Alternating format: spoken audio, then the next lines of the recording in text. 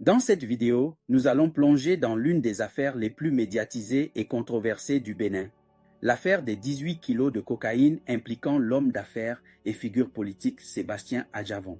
Depuis la découverte de la drogue dans un conteneur appartenant à sa société en 2016 jusqu'à sa condamnation par contumace en 2018, cette affaire a pris des dimensions politiques et judiciaires majeures, mêlant complot supposé, lutte de pouvoir et exil.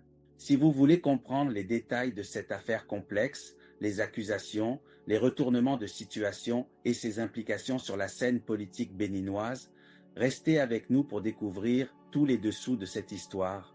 Le 28 octobre 2016, un colis contenant 18 kilos de cocaïne aurait été découvert dans un conteneur de gésier sur le port de Cotonou. Ce conteneur appartient à Common SA, une société détenue par Sébastien Adjavon, l'un des hommes d'affaires les plus influents du Bénin, connu pour son implication dans l'import-export, notamment dans le secteur des denrées alimentaires. Le commandant de la gendarmerie maritime Boris Chilao donne ici les détails de cette découverte. Nous avons rapidement identifié le conteneur et procédé à son isolement. C'est ainsi que nous avons procédé à l'ouverture et à la fouille du dit conteneur. Nous avons retrouvé environ 18 kg de cocaïne pure d'une valeur estimée à environ 9 milliards de francs CFA. Je voudrais profiter également de votre canal pour lancer un appel fort en direction de ces dealers, de ces barons de la drogue. Le port de Cotonou ne sera plus leur chasse gardée. Les événements se sont déroulés rapidement. 4 personnes ont été arrêtées. De son côté, Sébastien Adjavon s'est exprimé pour proclamer son innocence et a exigé que la justice fasse son travail avec professionnalisme.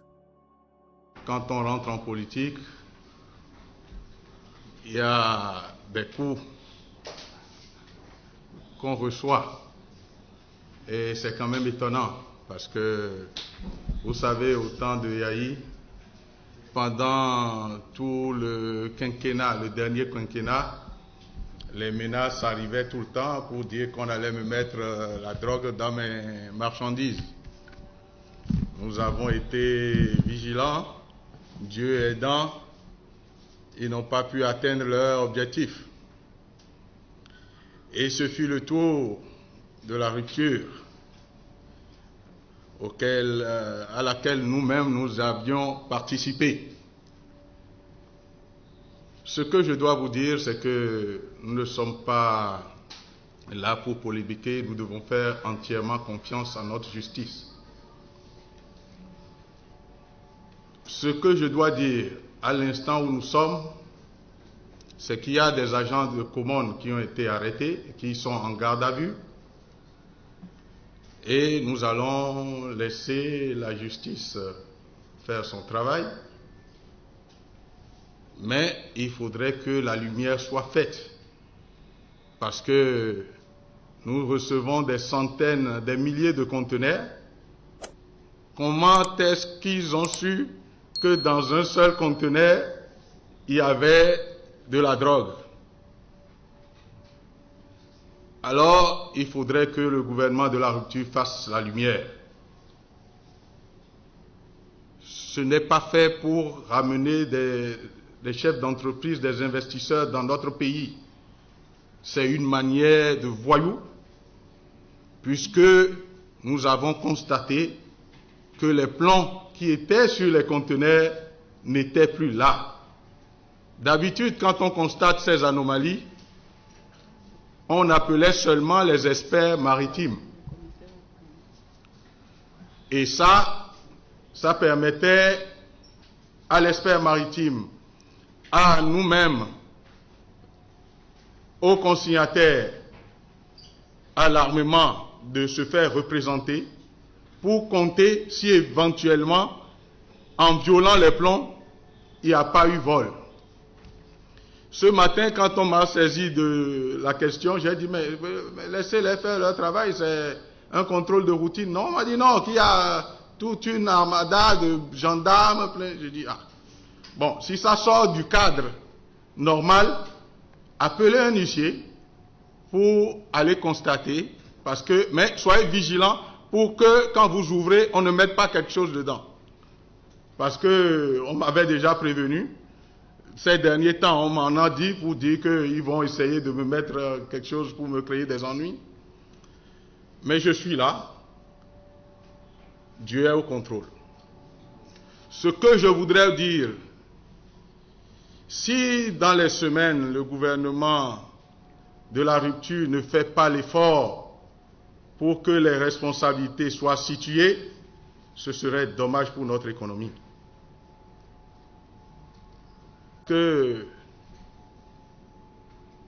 En fait, ceux qui ont fait le coup pensent que ça va s'arrêter là.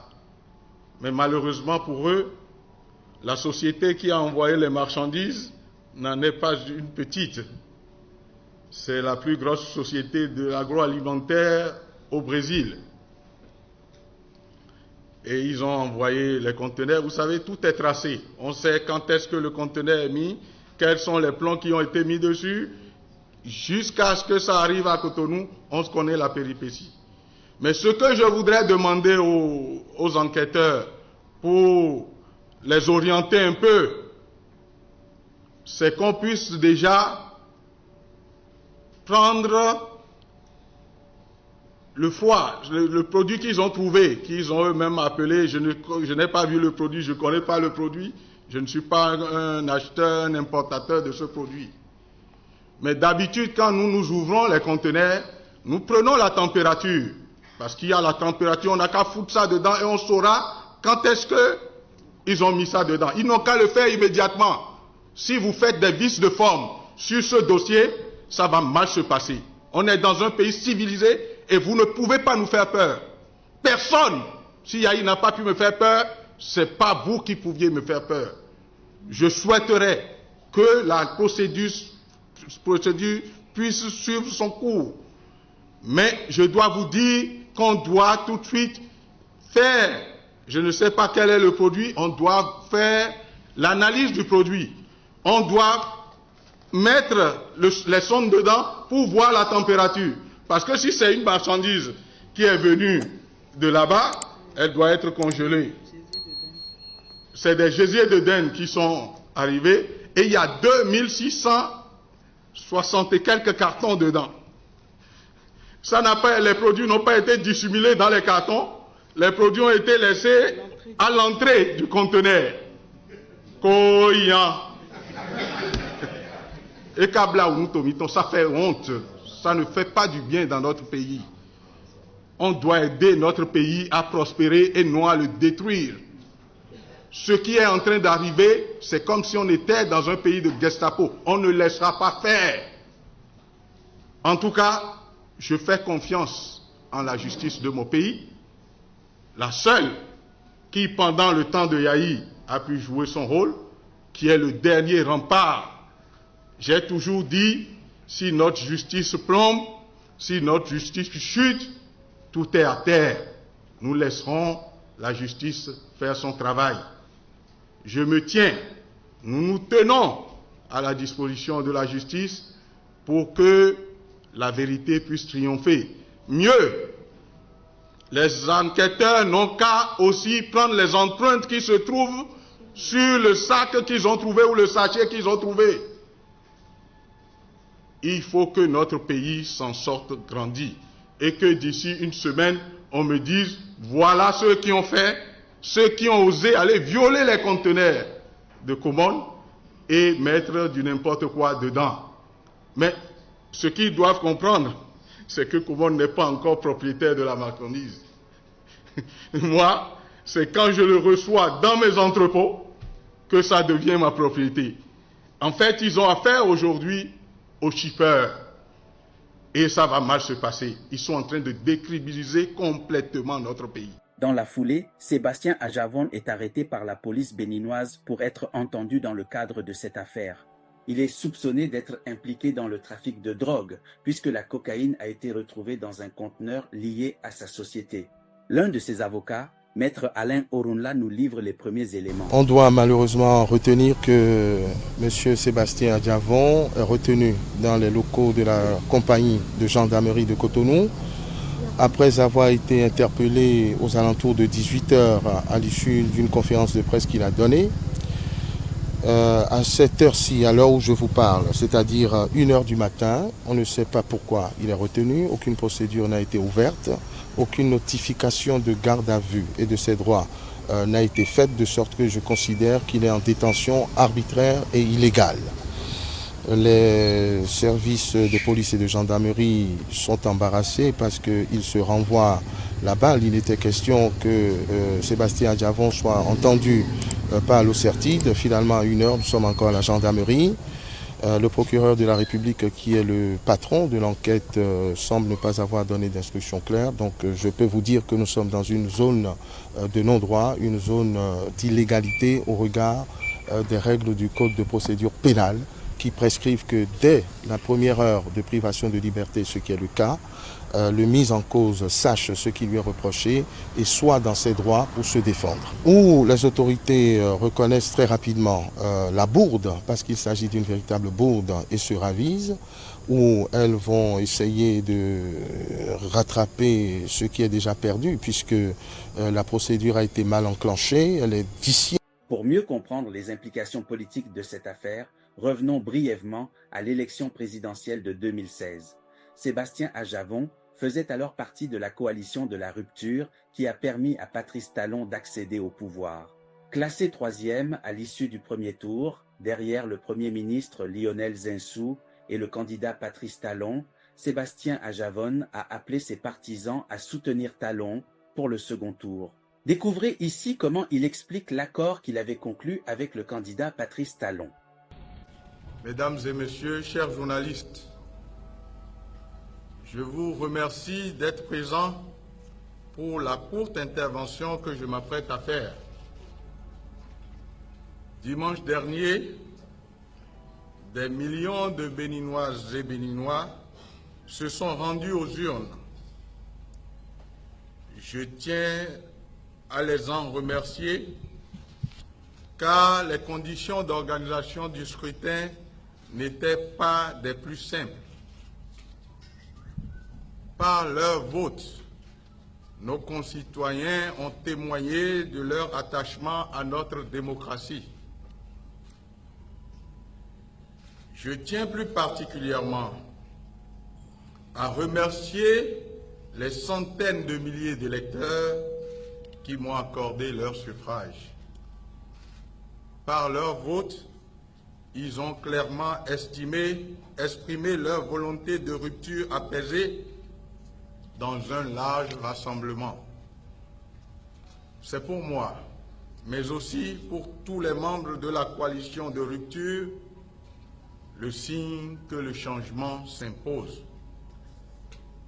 Plus que jamais, il nous faut tourner la page. Depuis, comme tout le monde, j'attends sereinement que la Cour constitutionnelle prononce les résultats. Notre Constitution est très claire.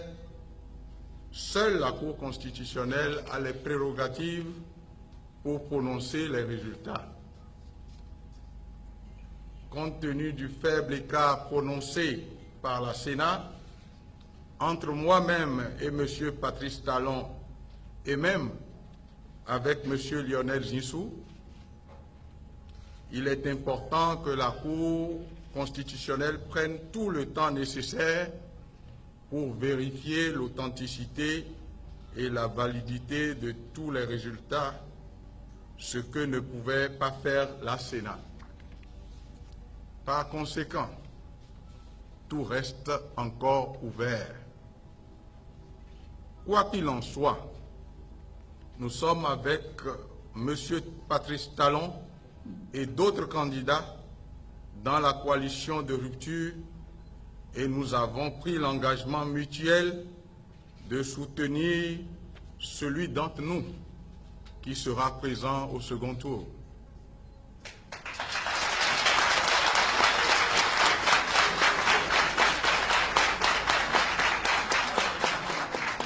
Quel que soit l'ordre d'arrivée, cet engagement sera respecté. Je vous remercie.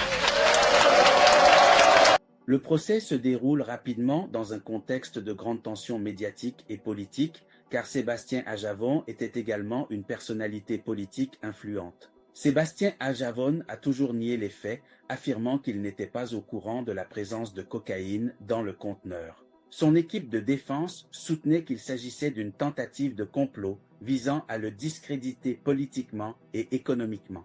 Le 4 novembre 2016, Sébastien Ajavon est acquitté par le tribunal correctionnel de Cotonou. La Cour a jugé qu'il n'y avait pas de preuves suffisantes pour l'inculper et qu'il n'était pas responsable de la présence de la drogue. 2 ans plus tard, en 2018, l'affaire connaît un nouveau rebondissement.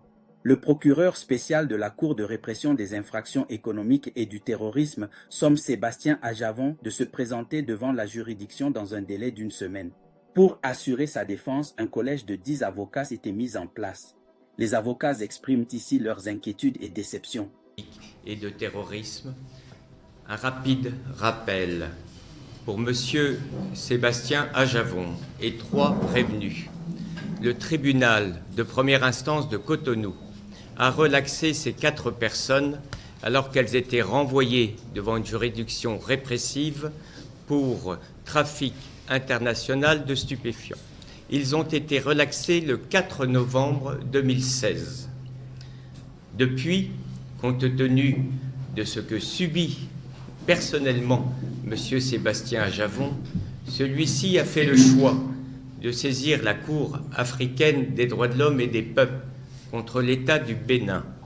Ont plaidé Maître Isiaka Moustapha, mon fils Maître Julien Ben Simon et moi-même, et nous attendons dans les prochaines semaines une décision de la Cour africaine des droits de l'homme et des peuples.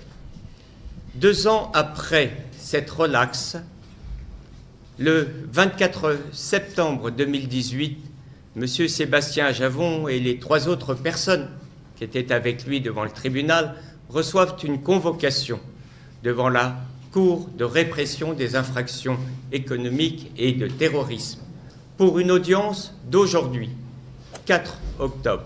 Outre le fait qu'être convoqué 8 jours plus tôt pour une audience de cette importance, puisque si nous sommes en matière de trafic international de stupéfiants, la condamnation peut aller jusqu'à 20 ans d'emprisonnement ferme.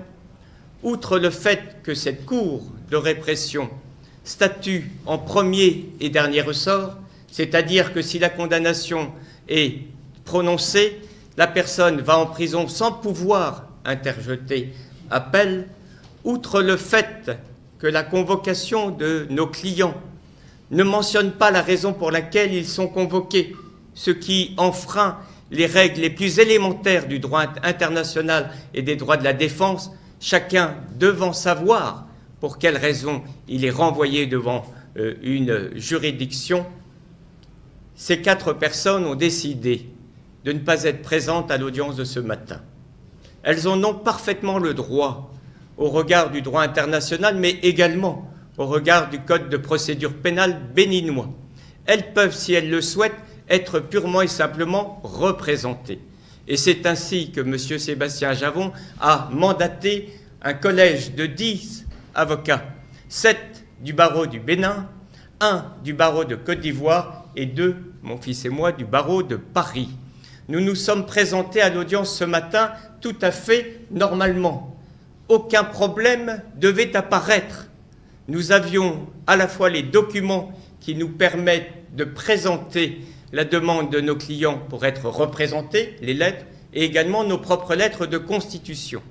Quelle n'a pas été notre surprise d'apprendre que non seulement le procureur spécial de cette Cour de répression, mais semble-t-il la Cour également, considérait que si M. Sébastien Ajavon n'était pas là ce matin, s'il n'était pas présent à l'audience, alors nous, avocats, qui portons toujours la parole, c'est notre métier, et qui assurons la défense, ne pouvions même pas dire le premier mot.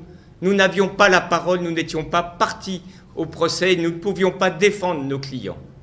Un débat a eu lieu, mes confrères béninois, qui connaissent parfaitement la procédure, ont rappelé l'article 428 du Code de procédure pénale béninois, qui dit expressément qu'un prévenu renvoyé devant une juridiction répressive a le droit d'être représenté. C'est la règle, c'est la loi, mais non. Cette règle, cette loi connue de tous, parfaitement répertoriée, acceptée depuis toujours au Bénin conformément à son code, cette règle aujourd'hui n'était plus respectée. Le déni de la présence de l'avocat a été exprimé ce matin par cette juridiction qui, bien embarrassée et après avoir été délibérée sur le sujet, a préféré purement et simplement renvoyer cette affaire à 15 jours avec injonction faite à nos clients de comparaître personnellement à l'audience du 18 octobre dernier. Voilà la situation que nous avions à dénoncer aujourd'hui, car je ne suis qu'un avocat étranger. Je suis un avocat du barreau de Paris, mais cette situation est véritablement inadmissible. Les avocats présents avaient le devoir, en leur âme et conscience, d'exprimer la défense de leurs clients. Ça leur a été retiré. Oui, créer une insécurité totale, non seulement aux personnes qui devaient comparaître, mais à nous tous, si les choses devraient continuer de cette manière-là. Ce n'est pas la peine de revenir sur le fond du dossier, on n'est pas ici pour ça. Mais la question que chacun de vous pourrait se poser, est-ce que quelqu'un qui est poursuivi pour une infraction, qui a été relâché par une juridiction, il n'a pas fait appel. C'est le procureur général qui a fait appel. Donc il n'est pas appelant à la cause. Lorsqu'on va devant une juridiction d'appel, encore que je ne sais pas si la cliente d'une juridiction d'appel, c'est un autre débat. Mais lorsque vous comparaissez devant une juridiction d'appel, la première question qu'on vous pose, c'est l'appelant qu'on pose la question, pourquoi vous avez fait appel? Parce que c'est vous qui n'êtes pas d'accord avec la décision. C'est vous qui querellez la décision. Donc c'est à vous de dire pourquoi vous avez fait appel. Un prévenu qui a été relâché, qui n'a pas fait appel, on n'a pas à lui poser la question même en premier. Alors la loi fait un arrangement pour dire, lorsque vous n'êtes pas poursuivi, parce que ici, lorsque la personne est relâchée, il n'y a pas de mandat, il n'y a rien contre lui, il est toute liberté. Il peut choisir de dire, je ne comparais pas, je me fais représenter. C'est ce qu'ils ont fait, ils ont écrit régulièrement à la Cour pour demander à être jugés en leur absence, ce qui est prévu par non seulement les tests internationaux, mais également par le droit positif béninois, notamment par l'article 428 du Code de procédure pénale béninois. Mon confrère vous l'a rappelé. Mais quand c'est le cas, l'avocat présente la lettre et on reçoit sa constitution. Celui qui n'est pas là, il ne peut pas venir remettre une lettre par un jeu du Saint-Esprit. On l'a toujours fait, ça s'est toujours passé comme ça, ce n'est pas inédit, ça ne s'est pas passé pour la première fois, c'est un arrangement légal qui a été prévu par le législateur, qu'on a toujours utilisé dans les prétoires au Bénin ici. Mais subitement aujourd'hui, non seulement on dit qu'on ne doit pas parler, parce qu'on ne doit même pas remettre la lettre, parce que nos clients ne seraient pas là. Il a fallu un long débat, une suspension avant qu'on accepte la lettre, mais toujours notre constitution n'a pas été reçue, donc on n'a pas accepté qu'on se constitue pour défendre les gens. On pense que pour un avocat c'est frustrant, ce n'est pas acceptable. C'est pour ça que nous avons décidé de tirer la sonnette d'alarme, de prendre à témoin l'opinion publique nationale et internationale pour que les gens comprennent que ce qui se joue n'est plus du droit, mais ça ressemble à autre chose.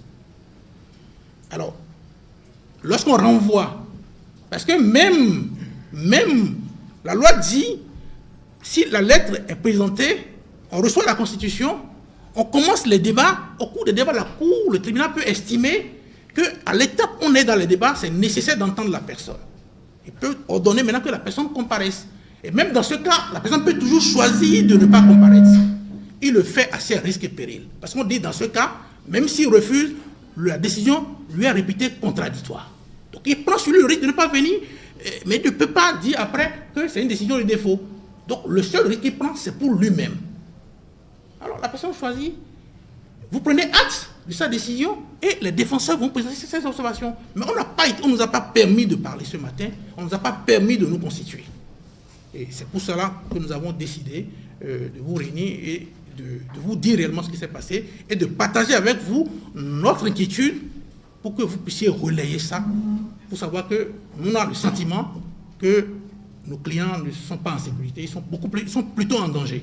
Parce que si on exige leur comparution, alors qu'on n'a même pas commencé les débats, alors que les débats n'ont pas révélé qu'on a besoin de leur comparution, on aurait pu nous laisser commencer les débats. Et chemin faisant, on constate, à travers les déclarations des uns et des autres, qu'il était nécessaire de les entendre. En ce moment, on peut ordonner leur comparution. Et je vous ai dit que même à ce niveau, ils ont encore le choix de dire on ne comparaît pas. Là, ils prennent le risque de ne pas comparaître. C'est leur risque et péril. Donc, c'est vraiment inadmissible ce qui s'est passé. Et c'est pour cela que nous avons décidé de donner de la voix. Je pense que le dossier est en cours. Donc, ce n'est pas ici qu'on ira dans les détails du fond du dossier. Mais nous avons voulu que l'opinion publique sache ce qui s'est passé et nous ne sommes pas du tout d'accord. Nous élevons la plus vive protestation. Je vous remercie. Merci, M. Vous voyez vos clients en sécurité. Est-ce que vous jugez d'abord la créette habilitée à connaître d'une affaire? La décision, je l'ai dit tout à l'heure. Nous avons plaidé cette affaire au mois de mai et la Cour, au mois de septembre, nous a demandé de confirmer les préjudices subis. Nous avons donc un espoir d'obtenir une décision qui sera une décision de qualité pour M. Sébastien Ajavon. Est-ce qu'aujourd'hui, cette affaire peut avoir un lien? Nous n'en savons rien. On peut cependant l'imaginer. Car l'État béninois, devant cette Cour africaine des droits de l'homme, n'a eu de cesse de prétendre que les recours formés n'avaient pas été purgés au Bénin. Et vous savez très bien que la Cour africaine ne peut pas être saisie si les voies de recours n'ont pas été purgées en interne dans le pays d'origine.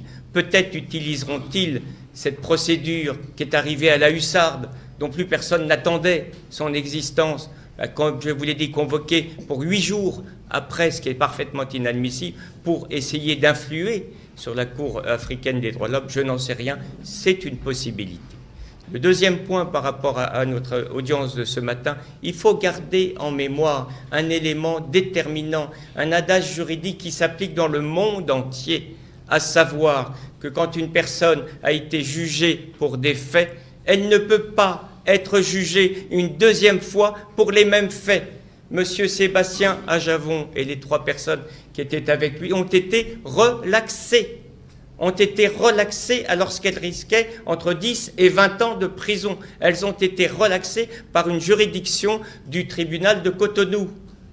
Cette décision est devenue définitive, nous le savons, et nous l'aurions plaidé ce matin si on nous avait laissé la parole.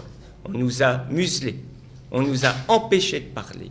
On est allé à l'encontre même du principe de notre profession. Pour juger quoi? Une affaire qui n'existe plus, puisque le jugement est définitif. On revient devant une juridiction pour la même affaire. Et nous savons que c'est pour la même affaire, parce que même si dans la convocation il n'est rien indiqué, ce qui est aussi inadmissible, je l'ai déjà dit, on le sait que c'est pour cette affaire, car les témoins de cette affaire de cocaïne étaient convoqués.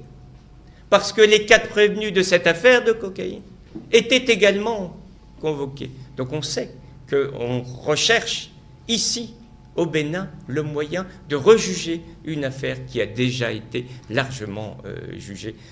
Il y a de quoi dénoncer le non-respect des règles élémentaires, des principes généraux du droit, des droits de la défense et aller jusqu'aux droits de l'homme. C'est ce que nous faisons et c'est pour ça que nous sommes là ce soir, devant vous. S'il aurait fait ça, il faut retenir que cette convocation a été délaissée le 24 septembre. Au moment où il le faisait, M. Ajavon n'était pas au Bénin. Vous savez, c'est un homme d'affaires d'envergure internationale.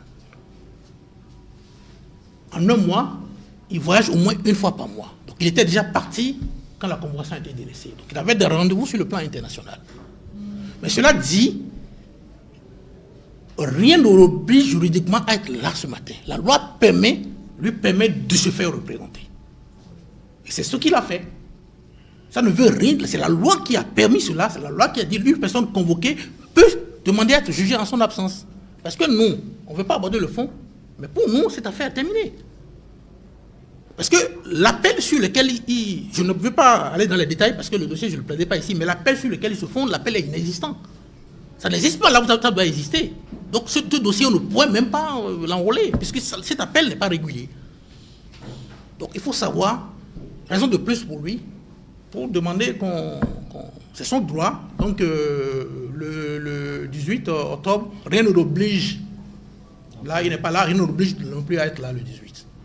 Je vous ai dit, il faut lire l'article 428, il faut publier cela dans vos journaux, dans vos organes, pour que c'est clair, ça ne donne même pas lieu à une interprétation. Tout le monde lit, on peut comprendre. C'est-à-dire, il demande à comparaître, demande à être jugé en son absence. Cet avocat le représente. Si au cours des débats, malgré cela, le juge constate qu'on a besoin de lui pour éclairer, parce que c'est lui qui risque une condamnation. Donc c'est lui, en fait, c'est lui qui a intérêt à être là. Ce n'est pas...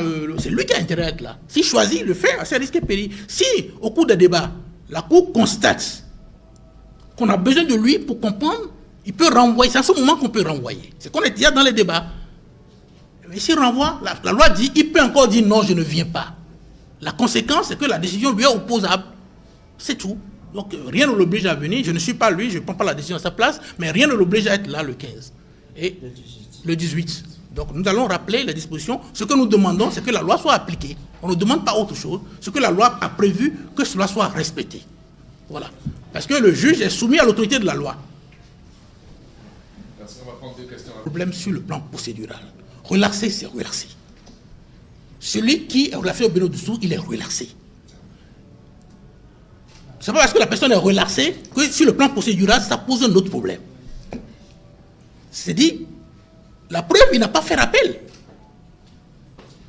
C'est le parquet général qui a fait appel. Donc c'est le parquet général qui n'est pas satisfait de la décision, qui estime qu'il y a quelque chose qui a fait appel et appel irrégulier. Donc lorsqu'on sait ça, vous embrouillant, dit relaxé au bénéfice de doute, celui qui le dit, il ne comprend pas les choses. C'est relaxé, avant d'être au bénéfice de doute, c'est relaxé. Donc ça produit les mêmes effets juridiques. Donc on ne peut pas condamner celui qui est relaxé, que ce soit au bénéfice de doute ou relaxé purement simplement, on ne peut pas le condamner. S'il est poursuivi avec mandat, lorsqu'on prononce une relaxe au bénéfice de doute contre lui, il sort de la prison. Le mandat est levé. Donc, relaxe au bénéfice de doute et relaxe purement simplement produisent les mêmes effets juridiques. Je suis prêt à tenir le débat devant n'importe qui. Lorsque vous êtes en prison et qu'on vous relaxe, vous sortez. Que la relaxe soit purement simplement au bénéfice de doute, vous sortez. Donc, ça n'a aucune conséquence sur la procédure. Donc ceux qui le disent, c'est ça qu'il faut leur dire. On l'a dit, cette cour statue en premier et en dernier ressort. Il n'y a que la voie de cassation, et la cassation, ce n'est pas un troisième degré de juridiction. La cour de cassation ne rejuge pas, ne reprend pas les faits. Donc il voit si le droit a été bien appliqué. Et ici, je crois qu'on est sur le terrain du droit. La deuxième question, la tradition des hommes de barreau, comme vous, le lien entre le ministère public et le président de la Cour. Parce que ce matin, moi, il y a eu des gens, après une suspension de séance, se retrouvaient tous dans le même bureau. Venir après clôture. Et comme si ce matin, le président de la Cour savait que le ministère public avait quelque chose à dire, quand le bien s'est repris, il n'a pas lui donné la parole, puis il commence par lire l'article, puis il revenait par là. Le lien entre le ministère public. Moi, je vous en sais gré. Si vous posez la question, vous avez trouvé que c'était anormal. Le ministère public est parti au procès. Donc, il devait être au même petit pied d'égalité que les autres parties. Et, qui plus est, il est appelant. C'est parce qu'il a fait appel qu'on est là. Pour nous, la justice nous a donné raison. S'il n'avait pas fait appel, on n'en serait même pas là. Alors, comment se fait-il qu'une partie, quelqu'un qui est partie plus suivante, il ne doit pas avoir de contact avec la Cour? Parce que la Cour est indépendante. C'est lui qui vient soutenir l'accusation. C'est lui qui vient requérir la peine. La Cour n'est pas obligée de suivre ce que le ministère public demande. Parce que la Cour est indépendante. Donc ce n'est pas normal que... moi, si vous avez fait ce constat, moi je dis que ce n'est pas normal. Oui, par rapport à ce que vous avez relevé, moi j'ai honte de vous entendre le dire devant la presse nationale et internationale. C'est une pathologie de notre système judiciaire. ça n'a pas de sens. Juridiquement, c'est absolument inadmissible. La Cour est indépendante et c'est la Cour qui juge.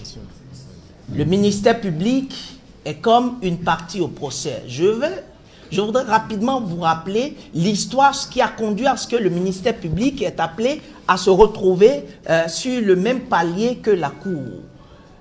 L'histoire est partie de la France. Il y avait eu un juge, sinon au départ, au commencement, puisque la France, c'est notre mère d'inspiration. Et tout ce que nous faisons aujourd'hui en matière procédurale a été hérité de la France. Au départ, le ministère public se mettait au même endroit que les avocats.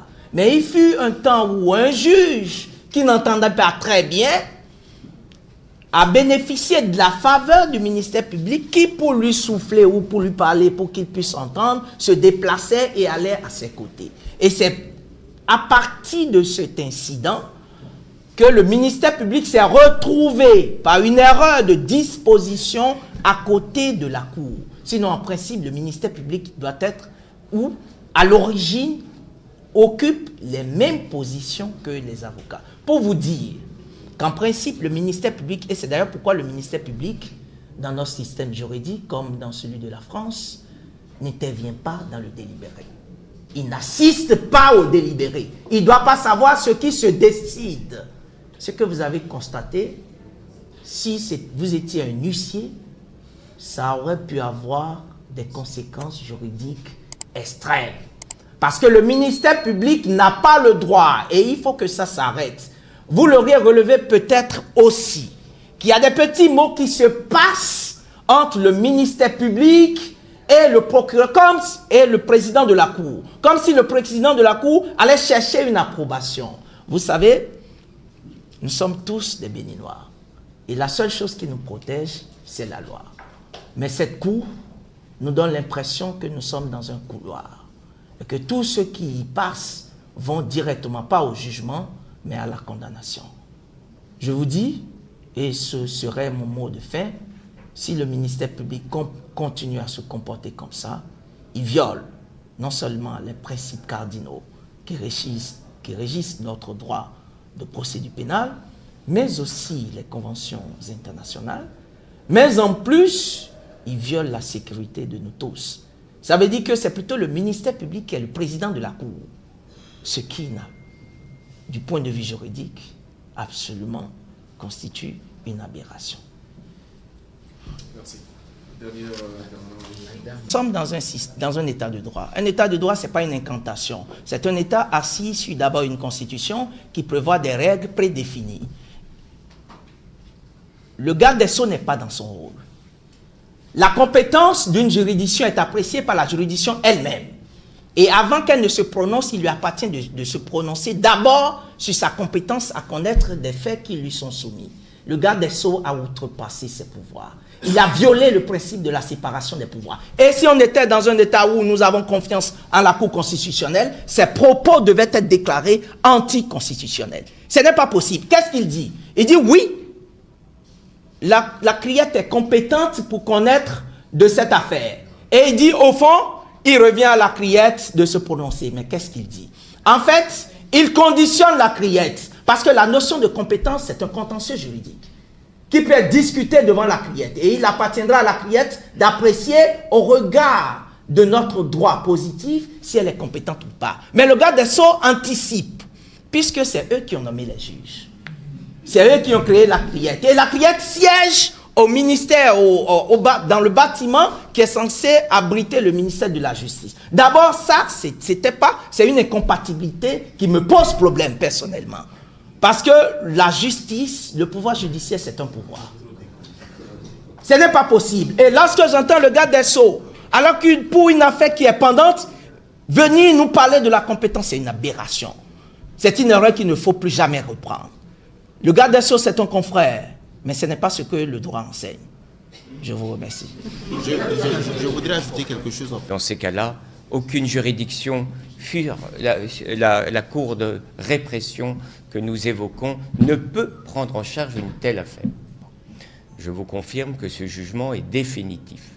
Pour qu'un jugement soit définitif, il faut que personne n'ait interjeté appel de manière recevable. Pour interjeter appel d'un jugement devant vos juridictions au Bénin, chacun a un délai de 15 jours pour interjeter appel. Il doit le faire au greffe du tribunal correctionnel, tribunal de première instance. Nous avons la certitude que personne n'a interjeté appel auprès de ce greffe de ce tribunal. Reste alors une deuxième possibilité d'appel, ça n'est plus en 15 jours, mais c'est en 2 mois, c'est beaucoup plus long. Et qui a le droit, le pouvoir et les moyens juridiques d'interjeter appel à ce moment-là? C'est le procureur général, c'est-à-dire le procureur près la cour d'appel. Et dans ces cas-là, vous avez un texte. Ce dossier m'a permis de mieux comprendre votre législation. Vous avez un texte qui dit expressément, à peine d'irrecevabilité d'un appel qui aurait été donné, ce texte dit que le procureur général a l'obligation d'interjeter appel auprès de qui? Auprès du greffe de la cour d'appel. Et nous avons la certitude, parce qu'un huissier est allé au greffe de la cour d'appel, après le délai de 2 mois. Le délai de 2 mois expirait au 4 janvier 2017. Votre question est précise. Je dois vous répondre précisément, excusez-moi. Nous sommes allés le 11 janvier 2017. Un huissier s'est présenté. Un auxiliaire de justice assermenté. Un huissier est un auxiliaire de justice assermenté. Et il a dressé procès-verbal.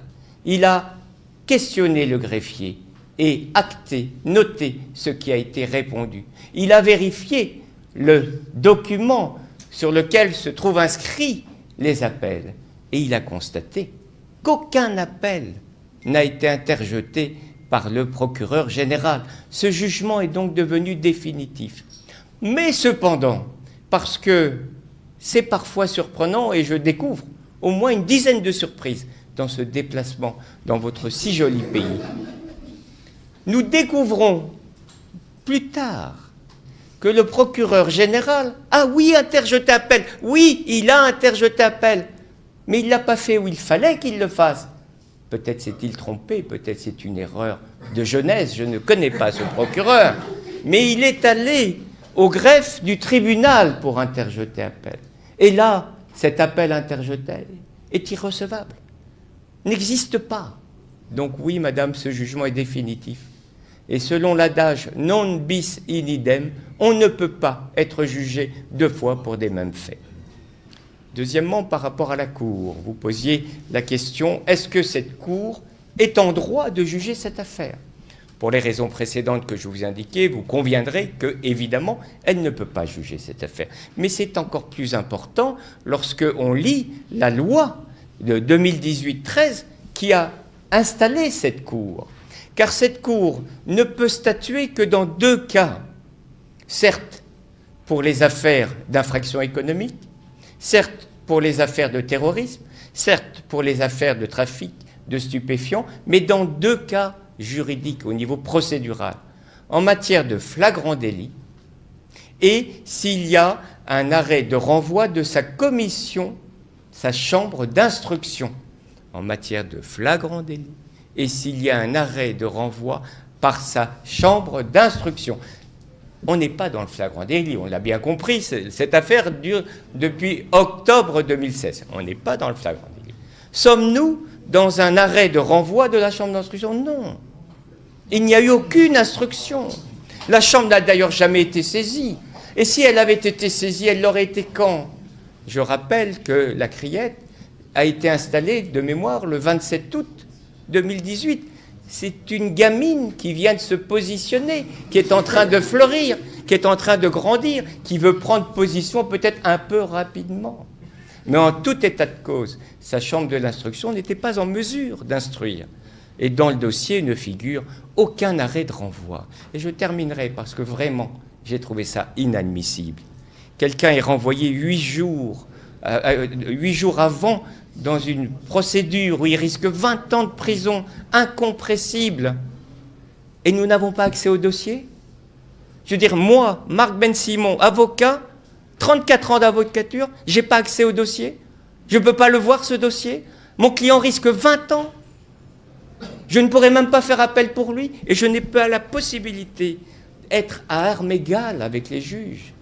Ces juges qui ont le dossier entre les mains, qui ont eu le temps peut-être de l'analyser, ce dossier date d'il y a 2 ans. Et moi qui apprends jeudi dernier que mon client est convoqué pour affaire le concernant, je me suis dit, mais peut-être qu'il a fait un excès de vitesse, et que c'est pour ça qu'il affaire le concernant. Peut-être qu'il a commis une petite infraction, je n'en sais rien. Je plaisante un peu parce que c'est quand même important de plaisanter aussi, mais savoir qu'en 5 jours de temps, on a réussi, et maître Moustapha, ici présent, a réussi à réunir un collège de confrères sérieux, dévoués, travailleurs. Nous avons, nous, réussi à venir en urgence pour préparer cette défense sans savoir et sans avoir accès au dossier. Enfin, attendez, vraiment, c'est normal, de manière humble, c'est normal de dénoncer ces éléments-là parce qu'ils sont, au niveau du droit, parfaitement inadmissibles. Merci. Merci, cher confrère. Sébastien Ajavon est cette fois-ci condamné à 20 ans de prison pour trafic international de drogue en son absence. Il n'est pas présent au Bénin à ce moment-là, car il s'était exilé en France, craignant pour sa sécurité et accusant le régime de vouloir le faire tomber par tous les moyens. Une fois encore, les avocats de Sébastien Ajavon se sont levés pour dénoncer ce qu'ils qualifient d'acharnement judiciaire. Mais derrière leurs mots, l'écho de la lourde condamnation plane comme une ombre persistante. Leur client, déjà exilé, reste silencieux, tandis que la justice avance inexorablement, indifférente aux cris de révolte. Une bataille de plus, peut-être la dernière, dans une guerre sans fin où chacun prétend défendre une vérité que l'autre refuse de reconnaître. Je voudrais d'abord dire, avec toute la conviction profonde d'un patriote,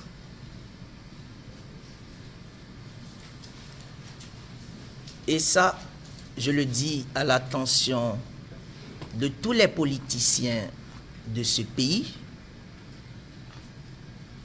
notre système démocratique, notre modèle d'état de droit relève de notre patrimoine national. Notre système politique, notre système démocratique, notre modèle d'état de droit constitutionnellement établi est un patrimoine. Si vous demandez à ceux qui viennent en tourisme, qu'est-ce que le Bénin vend? C'est d'abord notre démocratie. C'est dit que, vous savez, tous les principes cardinaux qui fondent la démocratie et l'état de droit tels que nos aînés l'ont consacré dans la Constitution du 11 décembre 1990,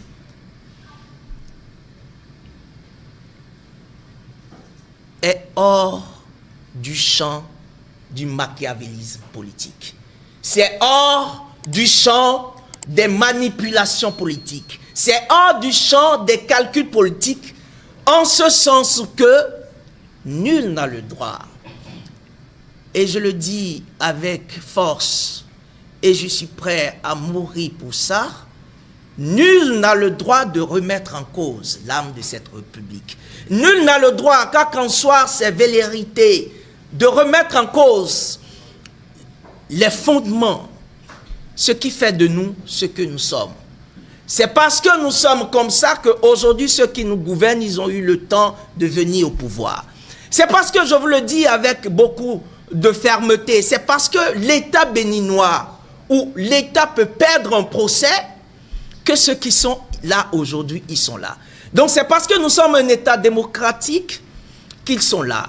Alors, personne n'a le droit de remettre en cause ses fondements. Et tout le monde a le droit de demander des comptes à celui qui aurait violé ce préalable. Je le dis pourquoi, vous savez, la justice, c'est l'ultime recours. Et un état de droit n'est pas un état de droit sans la justice. Parce que le droit n'est droit que lorsqu'il est violé. Le droit n'est droit que lorsqu'on enfreint à ses principes. Et c'est dans ces circonstances que le droit se révèle. Et lorsque le droit doit se révéler, il faut qu'il y ait des gens épris des principes fondamentaux de l'état de droit qui puissent dire le droit. Je vous le dis aujourd'hui, je le dis en tant qu'avocat, plus personne n'est en sécurité. Parce qu'un État où vous n'êtes pas sûr, la décision n'est pas prévisible, aucune décision de justice, un État où aucune décision de justice n'est prévisible, plus personne n'est en sécurité. Vous savez, dans cette affaire, j'aborde ce général parce que ce qui se passe par rapport à l'affaire prétendue de 18 kilos de cocaïne, c'est un signal.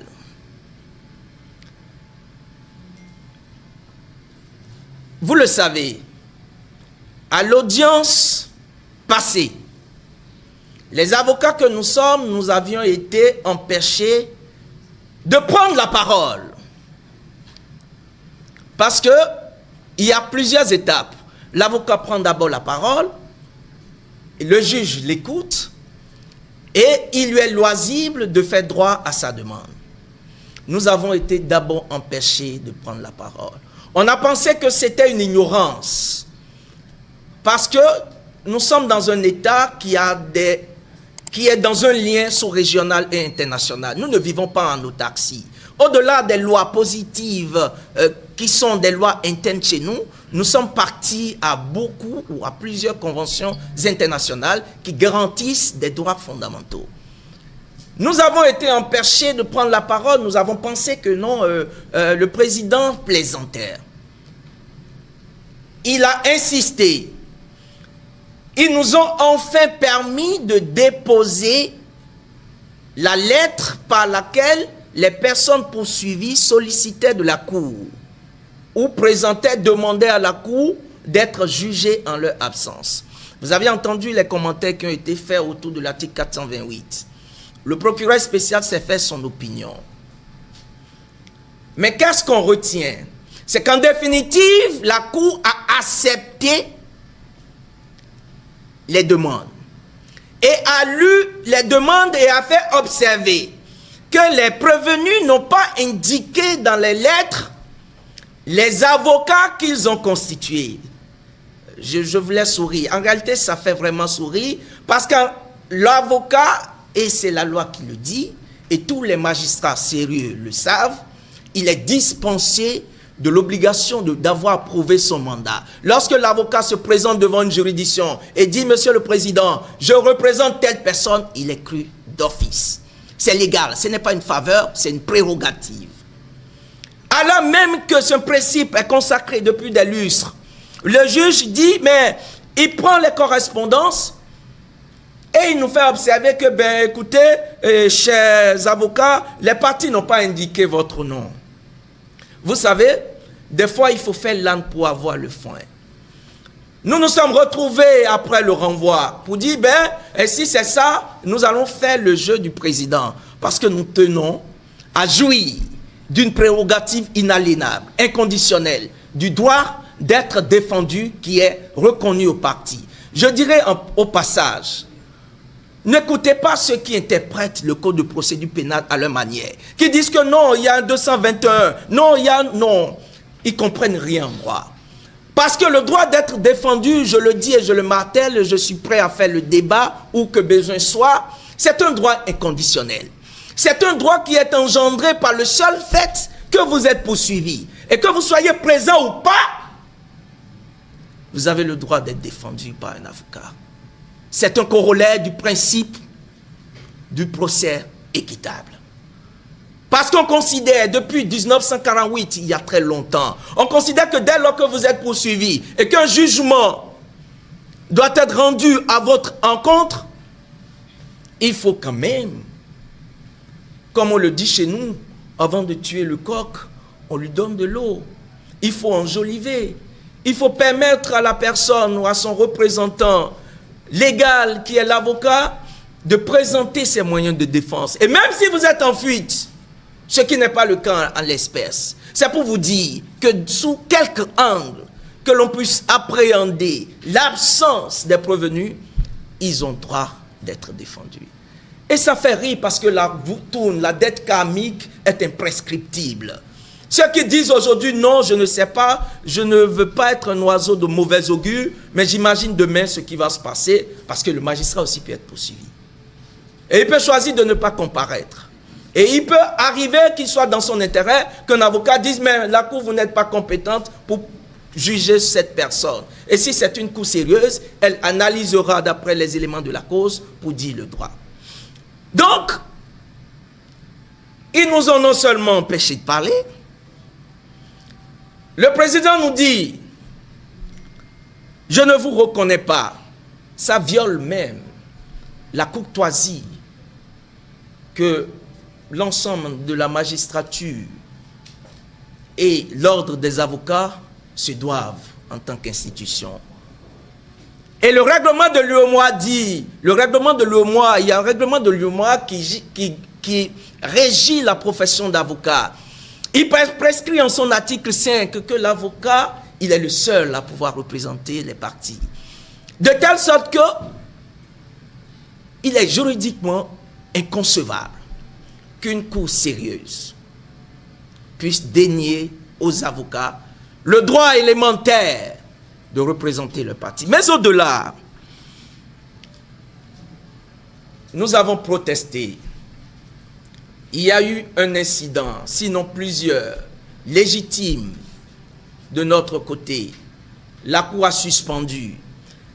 Le Conseil de l'ordre des avocats a envoyé un représentant pour dire à la Cour, non, vous n'êtes pas sur la voie du droit. Nous ne sommes pas issus du néant. Ce pays a une histoire. Si vous prenez l'ancien code de procédure pénale et l'actuel, vous allez constater qu'il y a une évolution. C'est comme ça les pays sérieux et civilisés fonctionnent.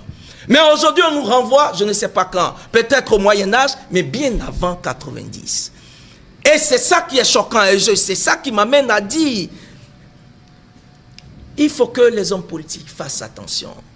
Ce pays, notre système, notre démocratie, c'est notre patrimoine national. C'est inviolable. N'importe qui ne peut pas venir, mais vous ne pouvez pas. Ça s'impose à vous. Vous allez faire les machinations de politique ailleurs, mais ne touchez pas aux fondamentaux de la République. Parce que moi, je considère ça comme un crime. Il nous a dit, mais vous n'aurez pas en définitive la parole. Vous savez, l'avocat, il est au centre du monde. C'est comme le médecin. Et c'est d'ailleurs pourquoi c'est une profession prisée. Nous sommes au centre du monde. Car qu'en soit à votre bord, vous aurez un jour besoin de l'avocat. Et lorsque l'avocat se présente et que vous lui manquez de respect, de courtoisie, de considération, ainsi que la loi l'a prévu, vous allez payer. Le représentant du Conseil de l'ordre a demandé au juge une suspension. Ça a duré une quarantaine de minutes. Le juge est revenu et on a compris qu'il est resté ferme. Il y a eu même des menaces. Je n'en fais pas cas ici parce que je trouve que ce n'est pas intéressant. Mais nous avons constaté qu'il est resté ferme. Et nous nous sommes dit, notre présence dans la salle constituerait ce que Jésus peut-être a dit à Ponce Pilate ou a évité de dire à Ponce Pilate. Cela constituerait une consécration de ce que je pourrais appeler une justice privée. La criette, c'est une justice privée.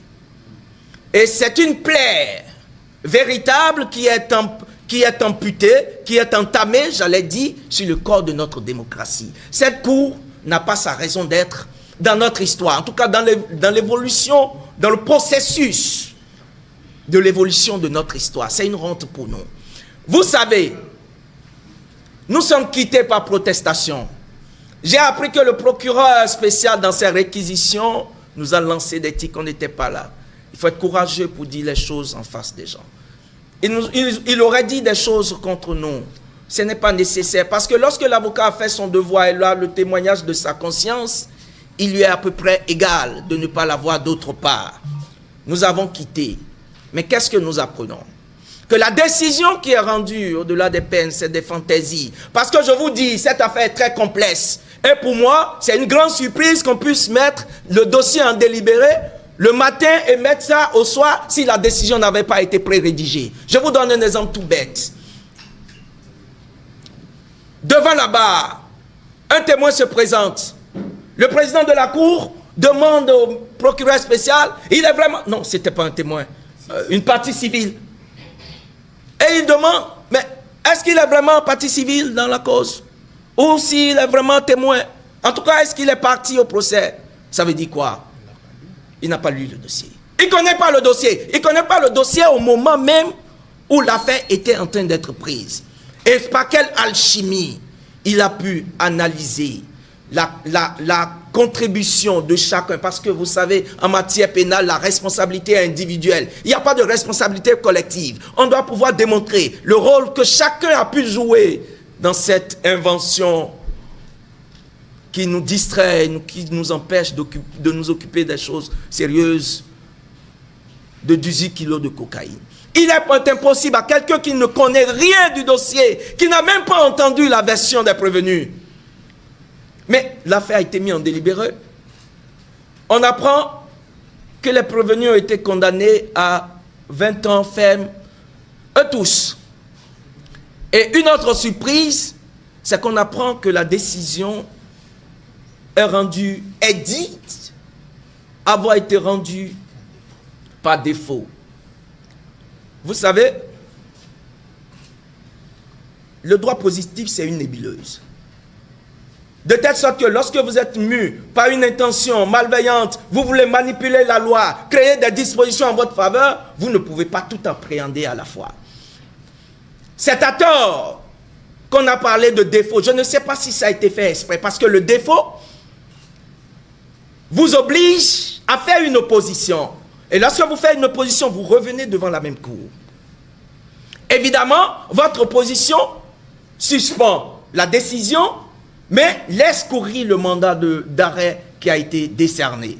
De telle sorte que si vous vous présentez, vous êtes déjà prisonnier. On peut exécuter le mandat contre vous. Je ne sais pas si c'est fait à dessein, mais c'est à tort. Techniquement, c'est à tort. Pourquoi? Parce que la loi dit, lorsque la cour, le tribunal reçoit les demandes d'être jugés, des parties d'être jugés en leur absence, il peut toujours exiger la comparution des parties. Et il renvoie la cause pour ce motif. C'est ce qui a été fait. La constitution des avocats, c'est une chose. La réception de la demande des parties d'être jugées en leur absence, c'en est une autre. Les demandes ont été reçues. Et le tribunal ou la cour a renvoyé pour comparution des parties. Et la loi dit, c'est toujours l'article 428, vous pouvez le lire, ça doit être le 3e alinéa, que si à la deuxième comparution, à la deuxième audience, les prévenus ne comparaissent pas toujours, la décision est rendue et est réputée contradictoire. Lorsque la décision est réputée contradictoire à votre égard, ça n'a plus du tout les mêmes effets juridiques. De telle sorte que vous ne pouvez plus exercer la voie de l'opposition. Ça veut dire que vous ne pouvez plus vous retrouver devant cette cour. Mais il y a une autre aberration qui est commandée même par la lecture simple et claire des dispositions de la loi qu'eux-mêmes ils ont créées. La loi instituant, la loi 2018-13 du 8 juillet 2018 portant modification du code d'organisation judiciaire prescrit une seule voie de recours, s'il vous plaît. En son article 19, une seule voie de recours contre les décisions de la Cour. C'est le pouvoir en cassation. Et je vous le dis, et j'insiste, les dispositions de la loi pénale, surabondamment celles qui se rapportent à la procédure, sont d'ordre public. Il n'y a pas d'application par analogie. Et lorsque la loi même ne renvoie pas à d'autres dispositions, c'est celle qu'elle a prévue qui s'applique. Donc, sous quelque rapport, que l'on puisse analyser la décision, elle ne peut pas être rendue par défaut. C'est à tort. C'est peut-être fait pour embrouiller la défense, parce que ce procès ne s'arrêtera pas ici. Ça ne s'arrêtera pas ici, pas seulement qu'il s'agit d'un client ou des clients, non. Ça ne s'arrêtera pas ici parce que la criette doit disparaître. Ne serait-ce que pour l'honneur de notre démocratie, parce qu'un peuple ne marche pas à reculons. S'il vous plaît. Un peuple ne marche pas à reculons. Nos aînés ont souffert pour que nous en sommes là. Aujourd'hui, je vous donne un exemple banal. Lorsque vous allez au commissariat, c'est spontanément que l'officier de police judiciaire vous demande, mais écoutez, est-ce que vous estimez, vous voulez être écouté ou entendu en présence de votre avocat? Ça n'existait pas. C'est le code qu'ils sont en train de modifier qui l'a amené. Et ça entre déjà dans les mœurs. C'est comme ça la démocratie, ça se construit. L'état de droit, ça se construit. Et on ne peut pas permettre, et nous utiliserons toutes les voies légales possibles et imaginables pour faire un blocage contre ce monstre destructeur. Je ne dirai pas plus. Oui. Oui, j'aimerais. Merci. Je me présente, je suis maître Marc Ben-Simon, avocat à la Cour d'appel de Paris, avocat de M. Sébastien Ajavon et de 3 autres prévenus qui étaient renvoyés devant la Cour de répression des infractions économiques et de terrorisme aujourd'hui. Comme vous le savez certainement, la Cour a rendu une décision de justice ce soir à 18 h.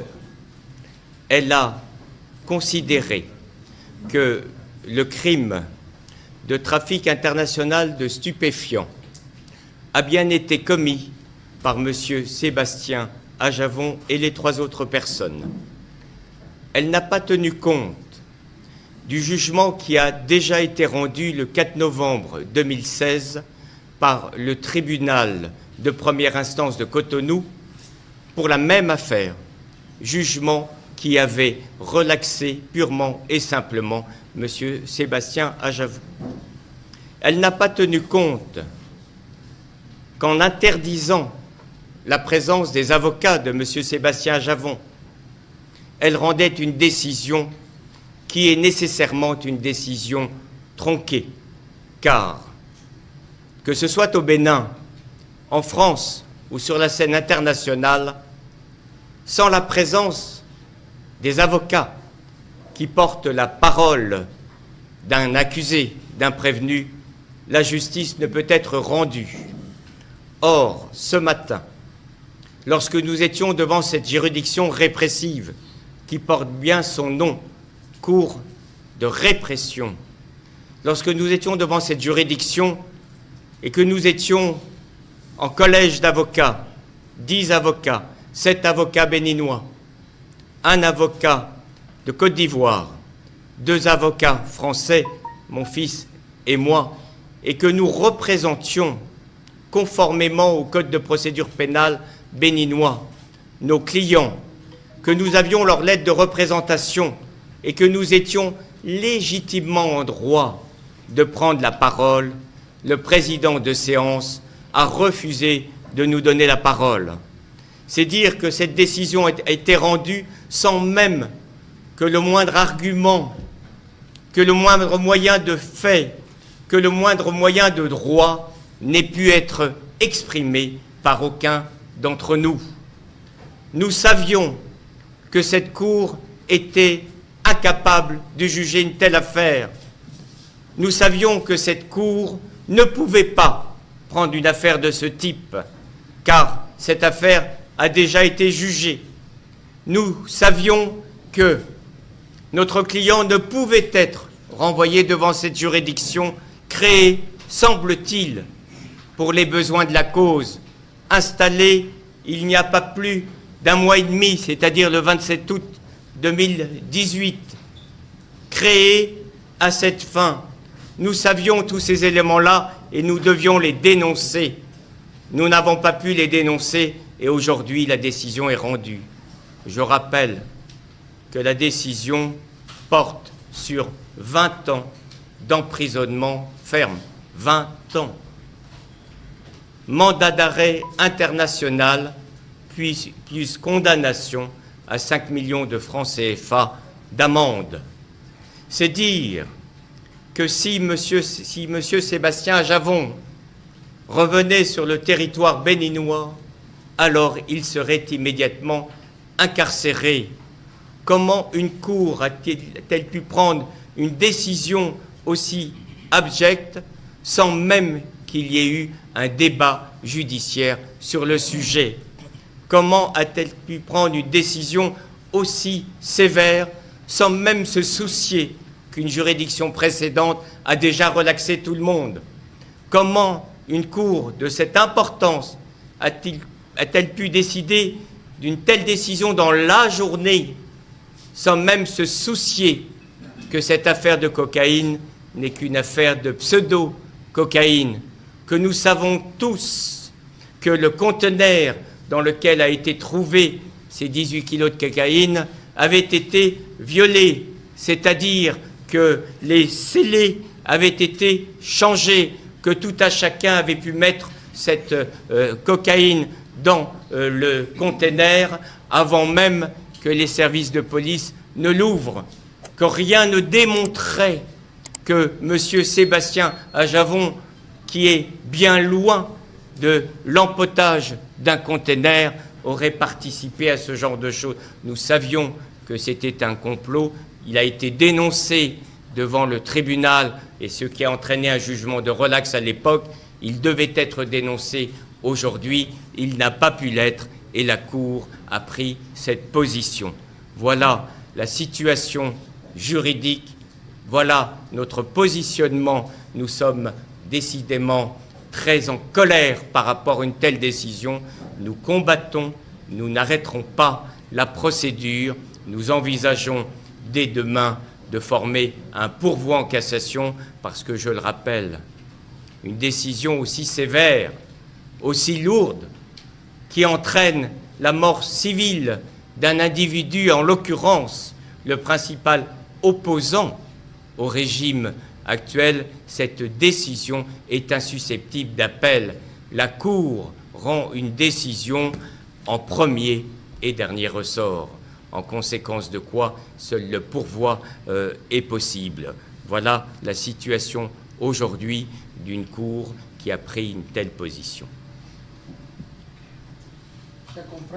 Mesdames et messieurs, nous vous remercions pour votre présence ici dans la salle.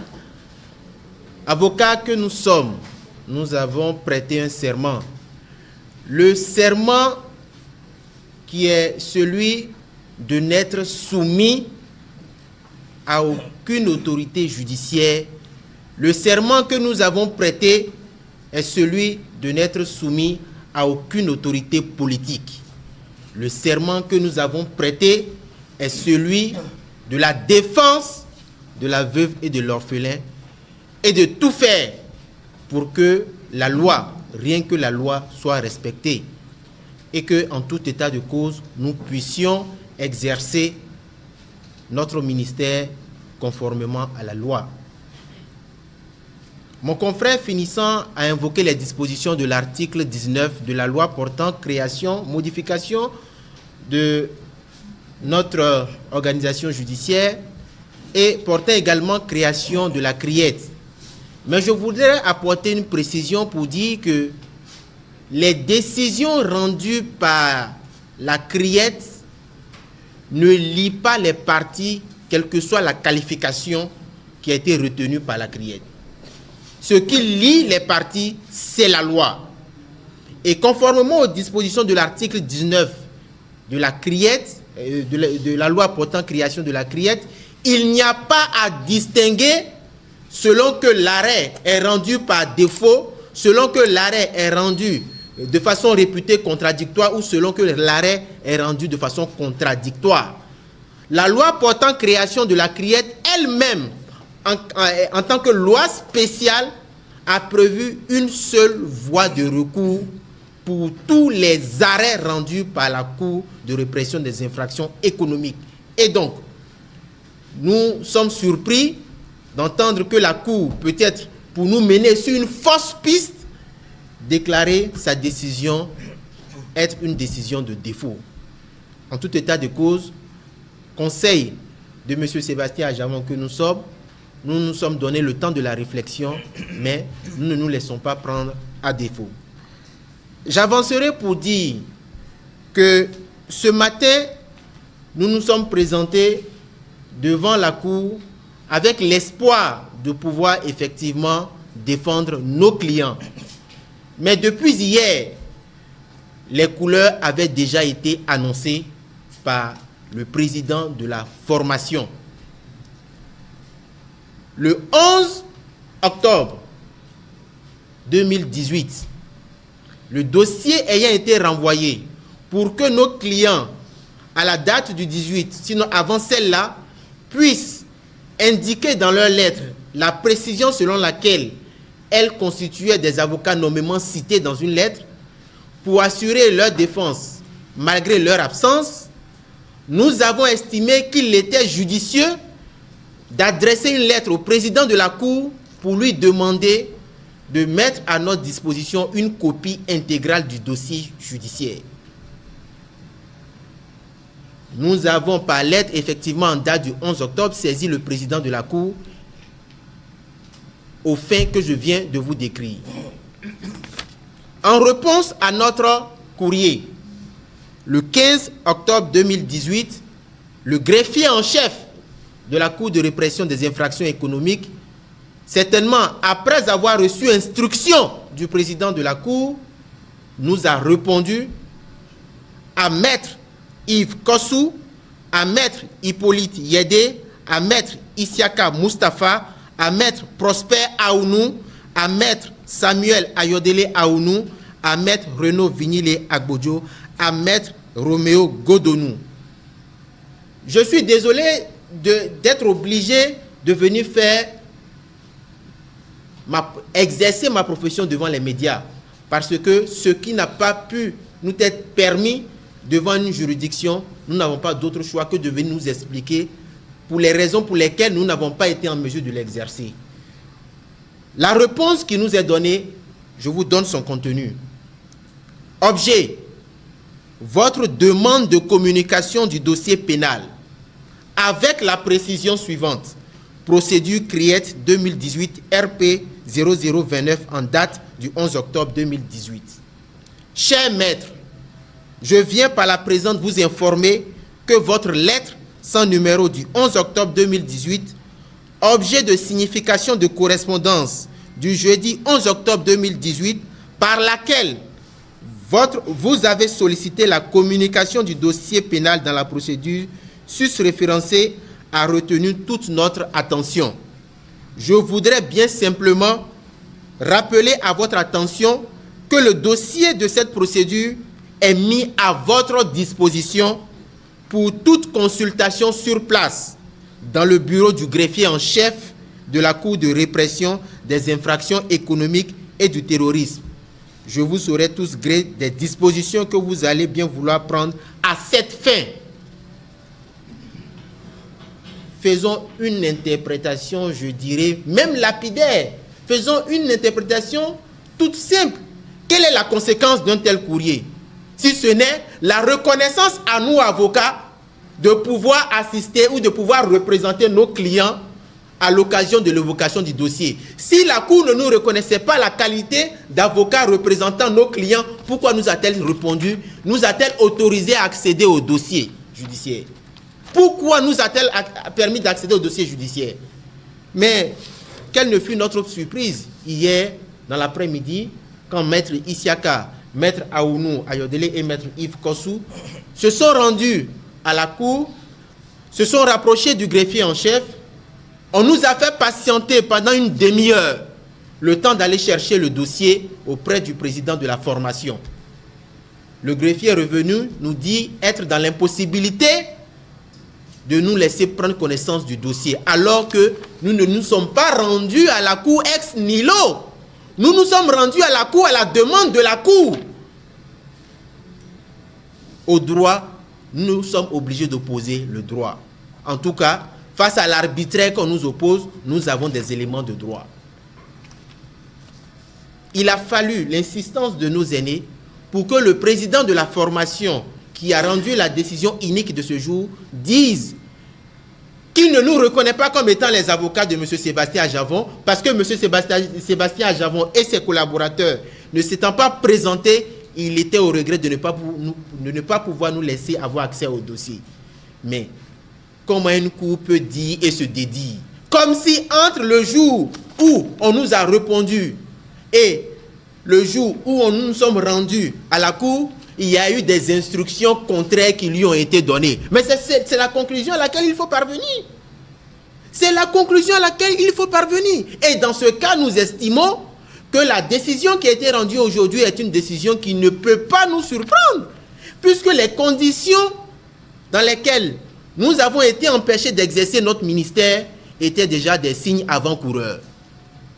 Mais plus grave, dans la conduite même du procès, le comportement du président de la Cour d'aujourd'hui laissait présager qu'il était dépourvu de toute impartialité. Oui, je le dis, parce qu'un fait révélateur très important m'a indigné. Et je suis sûr que je n'ai pas été le seul dans la salle, bien que observateur passif, je n'ai pas le seul à être indigné. Vous savez, l'instruction n'a duré pas plus de 3 heures. L'instruction aujourd'hui n'a pas duré plus de 3 heures. Alors que, devant le tribunal de première instance de Cotonou, le tribunal qui était également une composition collégiale, nous avons commencé les débats à 9 heures, nous avons fini les débats à 22 heures. Nous avons quitté le tribunal de Cotonou, il était minuit. Le dossier d'aujourd'hui a été pris, débat, question en moins de 3 heures. Sur plus de 8 témoins entendus, aucun témoin n'a reçu plus d'une question du procureur. Pour la plupart des témoins, le procureur spécial n'a même pas posé de questions.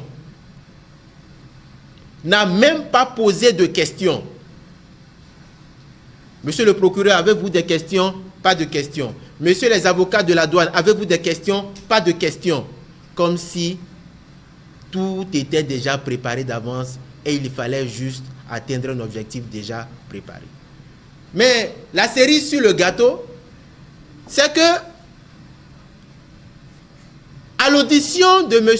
Chilao, qui est un élément central du dossier, le capitaine de gendarmerie, M. Chilao, celui qui, de sa seule initiative, de sa seule connaissance scientifique, a su à l'œil nu que le produit incriminé était comment on appelle ça, de la cocaïne pure, qu'il a évalué. À peine le président de la Cour lui a demandé de relater les faits selon sa version, que, sentant venir le danger, il lui a suggéré une réponse. Vous savez quoi? Le président de la Cour, et je parle, j'en assume, puisque un huissier était dans la salle, et cela a été consigné sur PV, le président de la Cour lui a dit, Monsieur Chilao, répondez, dites votre version des faits, mais je vous dis en même temps, je n'ai pas besoin de savoir les conditions dans lesquelles vous avez été informé du conteneur suspect. J'assume parce que je n'ai pas été le seul à entendre cela dans la salle. Comment est-ce qu'une juridiction qui se dit indépendante, comment est-ce qu'une cour qui se dit impartiale peut suggérer une réponse à un témoin qui est un officier de police judiciaire, si tant est que les débats doivent être menés à charge et à décharge? Oui, c'est de cela qu'il s'agit et il faut que l'opinion le sache. Comme l'a dit mon confrère Maître Ayodele Aounou, ce pays, c'est d'abord notre pays à tous.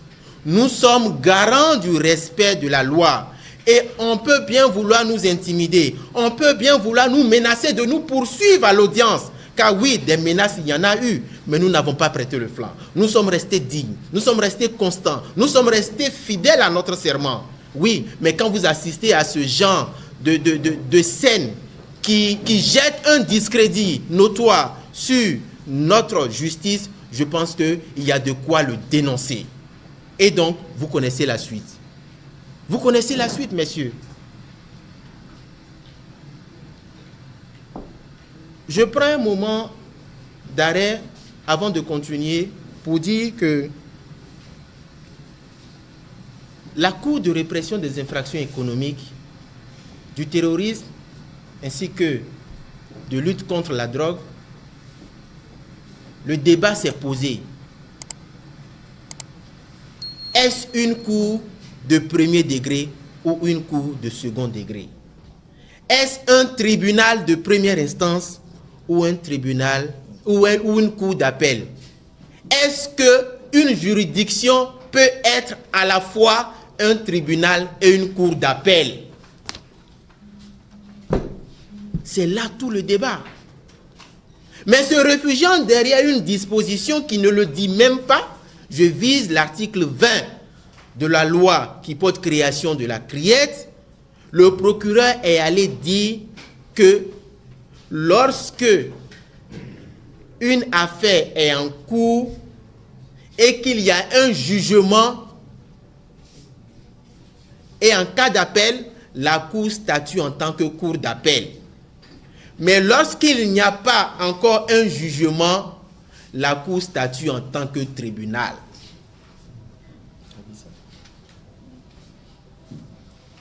C'est ce que le procureur a dit, estimant que ce n'est pas sa faute, c'est la faute aux députés.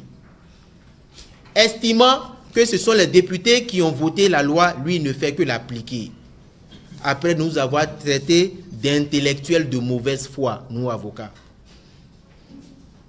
Je ne vais pas lui répondre par voie de presse, mais je vous invite à lire les ouvrages, à lire la jurisprudence, à lire les codes, à lire, à remonter le temps et l'histoire du droit. Vous ne verrez nulle part qu'une loi de procédure en matière pénale et en droit général, vous ne verrez nulle part qu'une loi de procédure soit applicable aux affaires en cours lorsque une décision a été déjà rendue.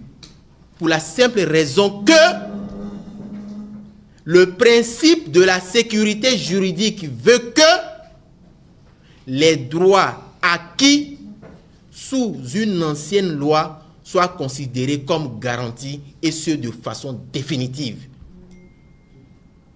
Je dis que nous avons peut-être l'avantage d'avoir étudié le droit.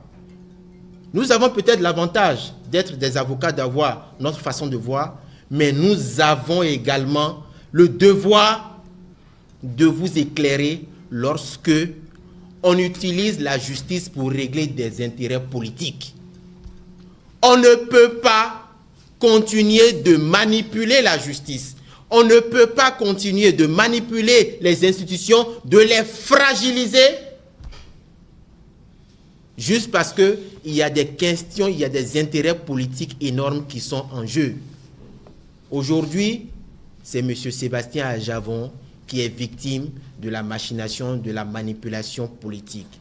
Demain, si nous ne faisons pas notre travail, si nous ne conduisons pas notre défense jusqu'à terme, aussi bien au Bénin qu'à l'international, pour que plus jamais ce genre de déviance judiciaire, parce que notre objectif, il est clair, c'est qu'à terme, la Cour de répression disparaisse et que plus jamais on ne la connaisse. Parce que nous tous, nous sommes égaux devant la loi. Et il n'est pas possible qu'on puisse nous traiter avec discrimination. La loi ne dit pas que le procureur spécial a le droit d'aller choisir les dossiers qui l'intéressent dans les cours et tribunaux et venir juger. Parce que c'est ce que le procureur fait. Lorsqu'il y a une affaire qui l'intéresse particulièrement et qu'il reçoit des instructions, il choisit cette affaire, il la défait à la criette. Est-ce que le procureur peut nous dire aujourd'hui que toutes les affaires qui sont de la compétence attributive de la Cour de répression des infractions économiques et qui sont devant les tribunaux, devant les juridictions d'instruction ou qui sont en procédure d'enquête sur toute l'étendue du territoire, est-ce que toutes ces affaires-là ont été déjà déférées devant lui? Mais il a choisi celle dans laquelle il y a déjà un jugement, celle dans laquelle M. Sébastien Adjavon a déjà été reconnu innocent, lui et ses collaborateurs. C'est celle-là qui l'intéressait particulièrement. Mais je me dis que lorsque vous n'avez plus la voix, lorsque vous n'avez plus la possibilité de vous faire entendre, je dis qu'il faut faire recours aux voies internationales. Si votre pays ne vous permet pas de pouvoir exercer dignement votre profession. Et sur ce, je voudrais vous remercier et nous sommes ouverts à des questions. Si Maître Siaka veut bien sûr compléter quelque chose. Avoir répondu aussi nombreux à notre invitation. Moi, personnellement, ça me fait 18 ans que j'exerce ce métier. Je pense que ce jour est l'un des jours les plus tristes de ma carrière. Que dis-je de ma vie? Parce que j'ai toujours rencontré des difficultés. J'ai toujours pensé qu'on pouvait monter des dossiers, qu'on pouvait subir certaines choses dans des procédures judiciaires, mais jamais je n'ai pu imaginer qu'on pourrait aller au niveau où nous avons atteint aujourd'hui. Mesdames et messieurs, je pense que mes confrères ont tout dit. J'ai eu un peu de la peine, j'ai eu beaucoup de la peine, c'est d'ailleurs ce qui a justifié mon retard, parce que je me croyais un peu dans un rêve. Ce qui se joue à nos yeux dépasse l'entendement. Et je pense que qu'on soit de la mouvance, de l'opposition, quel que soit le bord, on ne doit pas se réjouir de ça, parce que c'est grave. Et ça pourrait arriver à n'importe lequel d'entre nous. Donc, je pense que le combat que nous menons avec tout ce que nous subissons, c'est un combat d'intérêt général, c'est un combat qui interpelle tout le monde. C'est pour ça que nous tenons à ce que vous relayez de façon exhaustive tout ce que nous avons dit ici. Tout a été dit par mes confrères, mais je voudrais apporter deux petites précisions. Maître Agbojo vous a dit tout à l'heure, lorsque une loi de procédure est votée et entrée en vigueur, ça ne produit pas d'effet sur les droits acquis. C'est-à-dire, les affaires qui ont déjà fait l'objet d'un jugement, on ne peut pas remettre en cause ces jugements-là. En plus de ce qu'il a dit, il faut noter qu'il nous est revenu que la décision qui a été rendue n'a fait aucune allusion au jugement qui a été rendu le 4 novembre 2016. Alors, ce jugement est devenu quoi? Est-ce qu'on l'a infimé avant de rendre la décision? Ou bien on a considéré qu'elle n'a jamais, que la décision n'a jamais existé et qu'on a rejugé l'affaire à nouveau, qu'on a commencé à zéro? Mais juridiquement, ça n'a aucun sens. Parce que quand vous rendez une décision et que l'une des parties n'est pas d'accord, il relève appel. Et c'est la décision de première instance qui est querellée devant la cour d'appel. Et la cour d'appel soit confirme la décision en toutes ses dispositions, l'infime en toutes ses dispositions, ou confirme partiellement, ou l'infime partiellement. Et dans ce cas, il évoque et juge à nouveau. Mais dans la décision qu'on nous a lue aujourd'hui, à aucun moment on n'a fait cas du jugement qui avait été rendu. Dans ces conditions, je ne sais pas si on est dans le droit. Et cela se comprend. Parce qu'aujourd'hui, mes confrères l'ont dit, c'est qu'on a fait en sorte de continuer à garder le dossier au niveau de la criette. Et c'est ça qui est dangereux. C'est-à-dire, on a fini de rendre la décision, mais on a fait habilement. Lorsqu'on dit que c'est une décision de défaut, on parle de défaut lorsque la personne qui est concernée n'a pas été touchée par une citation ou par une convocation, lorsque la personne n'a pas comparu et n'a pas demandé à être jugée en son absence, en tout cas en matière pénale.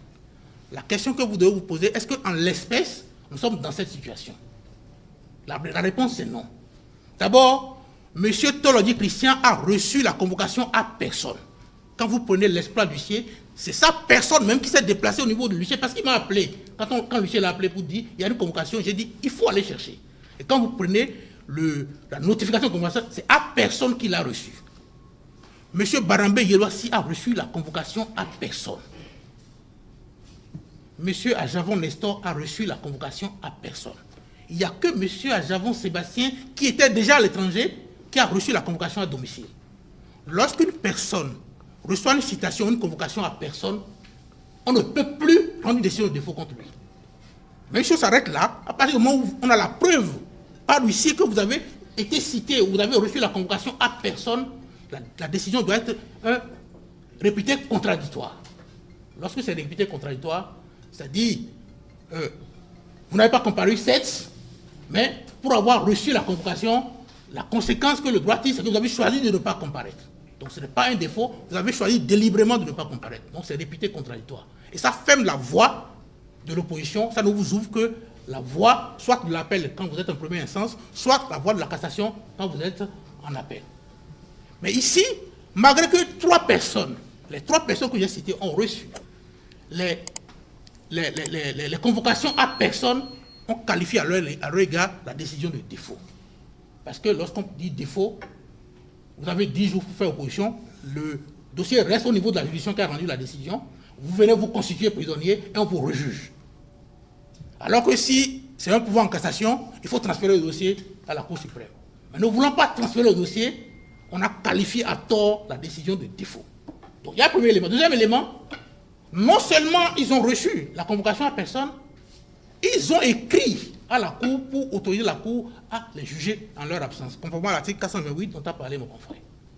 Vous avez suivi tous, il y a 2 semaines, il y a eu un long débat par rapport à ces correspondances-là, mais la Cour a fini par les recevoir.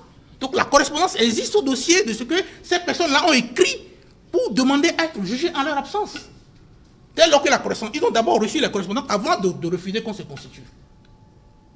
Alors tout ça là est fait à dessein. Ils se sont ravisés pour dire on a reçu les correspondances, mais il ne faut pas qu'on donne la parole aux avocats, parce que si on le fait, la décision va être contradictoire. C'est-à-dire qu'on continue de ruser avec la procédure. On nous écrit pour demander à prendre connaissance du dossier. On arrive, on dit non, on ne vous connaît pas dans la procédure. Nous avons signifié encore ces lettres-là, nous les avons signifiées à nouveau au parquet. Le parquet l'a reçu, c'est-à-dire après l'audience du 4 octobre dernier, nous avons signifié à nouveau les lettres pour dire, malgré le renvoi, comme l'article 428 le dit, malgré le renvoi pour leur comparution, la loi leur permet toujours de demander à être jugé en l'absence. Nous avons signifié à nouveau, le parquet a pris.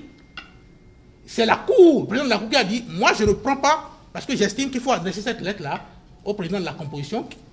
Nous avons repris la mention, un huissier a fait la mention. Nous avons repris, le président de la composition refuse de prendre pour dire, moi je ne vous connais pas dans le dossier, je ne prends pas. Donc les gens ont exprimé leur volonté. Non seulement ils ont déjà les lettres au dossier, mais ils ont refait. Maintenant, vous sortez une décision, vous avez refusé aux avocats de prendre la parole, vous sortez une décision pour dire c'est une décision de défaut à leur égard. Normalement, cette voie de défaut est prévue au bénéfice des personnes qui sont condamnées alors qu'ils n'ont pas été entendues. Maintenant, on l'utilise même contre eux aujourd'hui. Parce qu'on ne voudrait pas, on sait que la procédure est irrégulière, mais pour ne pas leur donner l'occasion de faire casser la décision devant la Cour suprême, on veut garder ça en qualifiant à tort la décision qui est contradictoire. Ce n'est même pas répété, puisque dès lors qu'ils ont demandé aux avocats de venir, on ne peut même pas parler de répété contradictoire, mais on parle de décision contradictoire. Mais que ce soit répété contradictoire ou contradictoire, la voie de l'opposition est fermée.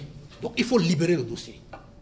Donc vous comprenez, si on aboutit, non seulement on a rejugé une affaire, mais on continue de garder le dossier, parce qu'en qualifiant la décision de défaut, on veut continuer à garder ça. Parce que quand c'est défaut, vous revenez devant la même juridiction. Après, vous êtes constitué prisonnier. Donc on ne veut pas que le dossier évolue. C'est une voie qui ne nous intéresse pas.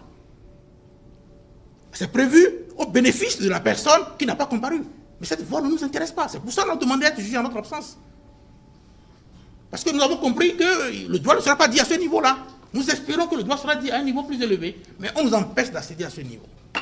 Chers amis, où est-ce que nous allons avec ça? Avec autant de ruses. Donc c'est vraiment cela qui justifie, parce que tout avait été dit, mais je voudrais apporter cette précision pour dire ce qui se joue à nos yeux dépasse la personne, la modeste personne de Sébastien Adjavon, et nous interpelle à nous tous. Ça doit devenir un combat commun. Ça n'a rien de partisan. Nous sommes en train de jouer notre existence même en tant qu'être humain. En 2019, Sébastien Ajavon obtient l'asile politique en France, où il réside actuellement. Il continue de contester cette condamnation qu'il qualifie de persécution politique orchestrée par le régime de Talon. Il accuse le gouvernement de vouloir l'écarter de la scène politique béninoise, notamment en raison de sa popularité et de son influence. Cette affaire a fortement impacté la carrière politique de Sébastien Ajavon. Une des conséquences directes de sa condamnation par la Cour spéciale est qu'il a été empêché de participer aux élections présidentielles de 2021. Par ailleurs, ses entreprises ont été affectées par des poursuites judiciaires, ce qui a renforcé son sentiment d'injustice. Sébastien Ajavon a également porté plainte contre le Bénin devant la Cour africaine des droits de l'homme et des peuples. En 2020, cette cour a ordonné au Bénin de suspendre la condamnation de Sébastien Ajavon et de garantir son droit à un procès équitable. Cependant, le gouvernement béninois a rejeté cette décision, ayant retiré son pays de la juridiction de cette cour en 2020. L'affaire des 18 kilos de cocaïne impliquant Sébastien Ajavon est devenue un symbole de la confrontation politique entre lui et le président Patrice Talon. Bien qu'acquitté en 2016, Sébastien Ajavon a été condamné en 2018 à une lourde peine en son absence. Il vit actuellement en exil en France et continue de contester cette condamnation qu'il juge comme étant motivée par des considérations politiques.